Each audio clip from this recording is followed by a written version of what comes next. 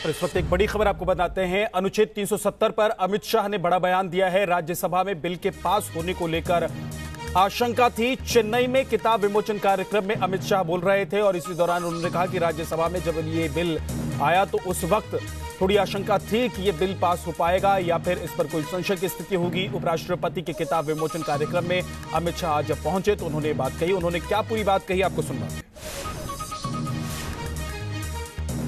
As a legislator मेरे मन में जरा भी कंफ्यूजन नहीं था कि धारा 370 हटानी चाहिए या नहीं हटानी चाहिए। मैं फर्मली मानता हूं कि धारा 370 से देश का भला नहीं हुआ, कश्मीर का भला नहीं हुआ, बहुत पहले हटनी चाहिए थी। एज अ होम मिनिस्टर मेरे मन में जरा भी कंफ्यूजन नहीं था कि धारा 370 के बाद क्या होगा। मैं निश्चित रूप से मानता हूं कि धारा 370 हटने के बाद कश्मीर के अंदर आतंकवाद की समाप्ति होगी और कश्मीर विकास के रास्ते पे आगे बढ़ जाएगा।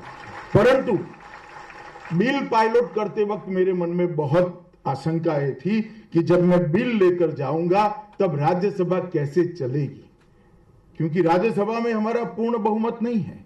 फिर भी मैंने तय किया था कि बिल पहले राज्यसभा में हम लेकर जाएंगे, उसके बाद लोकसभा में लेकर जाएंगे। और जैसे यहां गोपीचंद जी ने उल्लेख किया, आंध्र के विभाजन का दृश्य आज भी देश की जनता के सामने था।